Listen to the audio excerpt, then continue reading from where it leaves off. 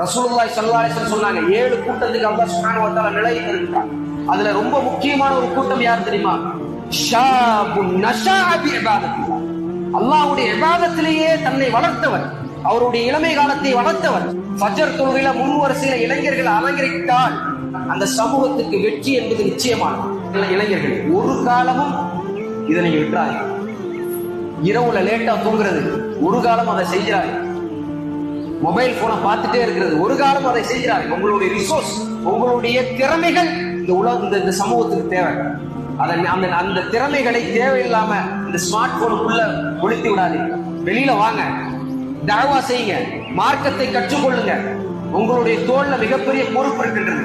குல் ஹாதிஹி சபீலி அத்உ இலல்லாஹ் அலா பஸீரா. அல்லாஹ் சுப்ஹானஹு வ தஆலா சொல்றார், அல்லாஹ்வின் பக்கம் மக்களை அழைக்கக்கூடிய அழைப்பாளராக நபியே நீங்களும் உங்களை பின்பற்றியவர்கள்.